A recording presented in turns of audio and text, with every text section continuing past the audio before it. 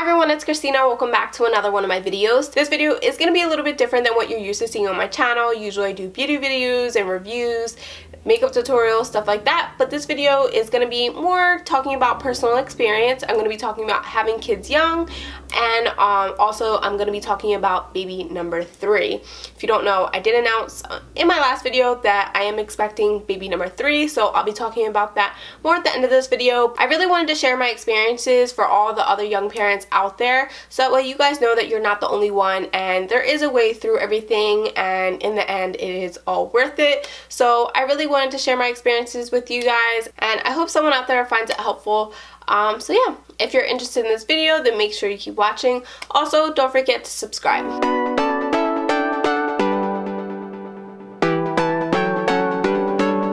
So before I get started with the whole going through what my experience was with each kid, I guess I should let you know a little bit about me and Bernard, my boyfriend.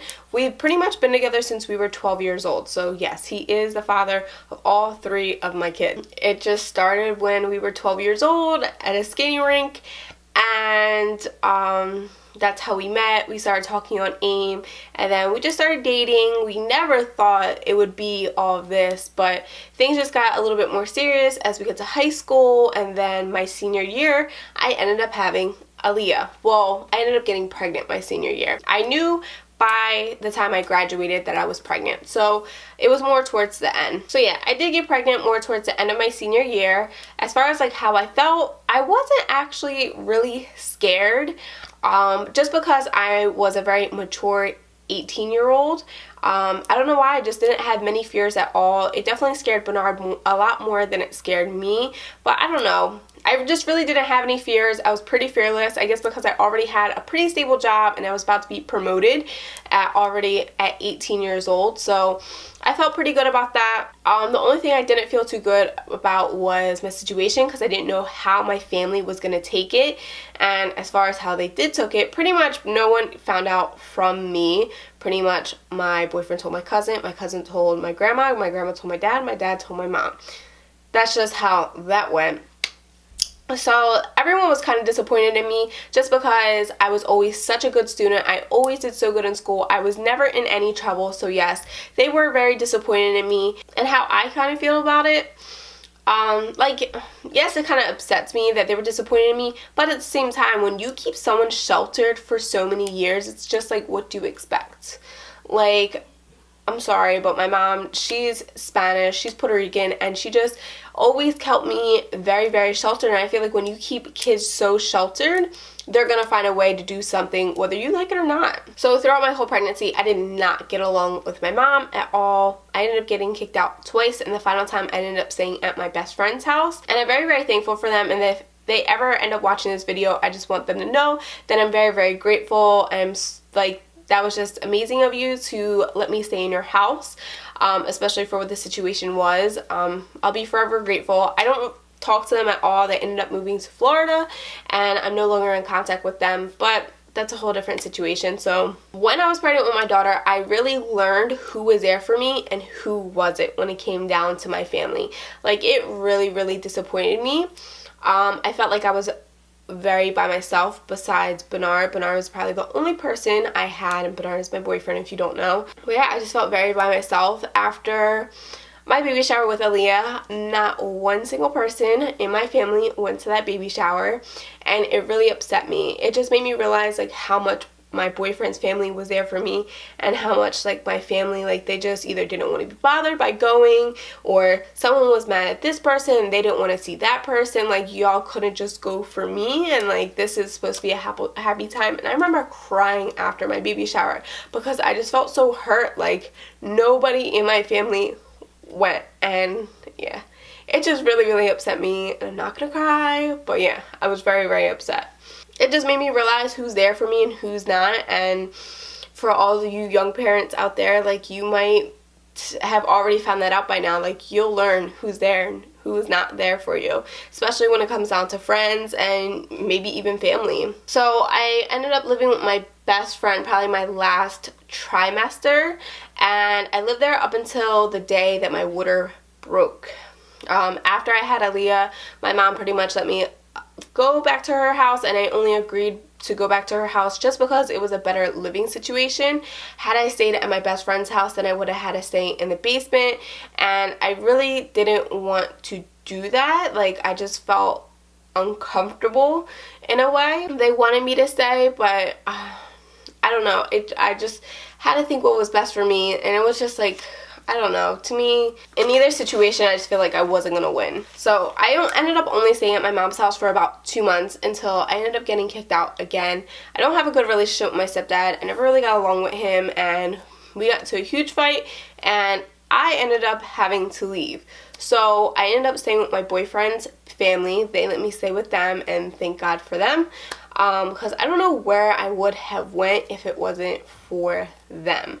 They let me stay there, and I stayed there for about 2 years. Then we decided it was definitely time to get our own apartment, just because we had went through a lot in those 2 years of staying there. It was just a lot of problems with like the electricity and whatnot. Like, their electricity bill would get to like $7,000, and it was just totally outrageous. So we had to go, and we ended up finding our own place. Like, whether we could really afford it or not, we just knew that we had to move so that way we didn't have to be in that situation anymore. And plus, it was just nice to finally get on our own, so that way we just wanted our own at that point. We wanted Aaliyah to have her own space, and we wanted to have our own space as well, because we were living with a lot of people when we lived at his house. In the beginning, it was kind of hard. Like, I would say like maybe the first like 6 months of living there, it was pretty hard just because we didn't know how to manage our bills, but eventually we figured it out. I could do a whole video on managing your bills when you first get into your own apartment, but that's a whole nother story. It was hard for us, mostly because we tried to share an account, and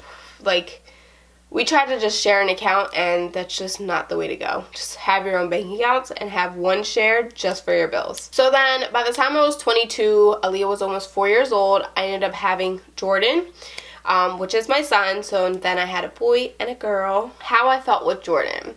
So when I first got pregnant with Jordan, I was pretty scared. I was scared of having 2 kids just because I was scared of sharing my love between the 2. Like, I didn't know how I was going to share all of my love between 2 kids. Like, I loved Aaliyah so much, I just didn't know how I was going to love this new baby the same way, or love, like, and give attention to Aaliyah the same. I just didn't know how to balance it. It really scared me, and for a while I had a lot of anxiety about having 2 kids. It really freaked me out. And I would say I kind of got depressed as well when I was pregnant with him. Being pregnant with Jordan was very, very rough. I've always felt uncomfortable. I was always tired, always grouchy, always bitchy, to just say the least. Like, that's really just how it was. Bernard says it was like walking on eggshells around me pretty much like the whole 10 months. It was very, very hard being pregnant with Jordan. After I had him, Jordan was very colicky. He didn't sleep well throughout the night. He didn't really take naps well. He just always cried, and Jordan just had this cry, and was just like, it would give me a headache, and it was so hard. It was hard to go out. I remember it was very hard to go anywhere with them. I never wanted to go to the store with both of them.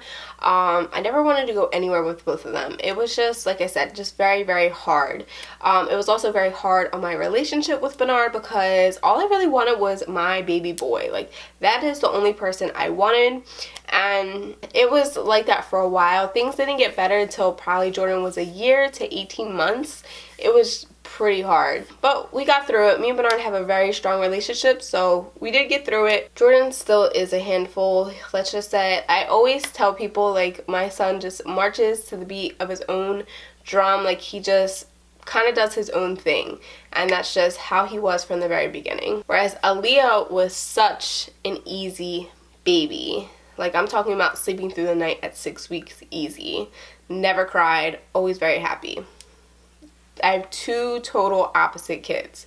So yeah, on to baby number 3.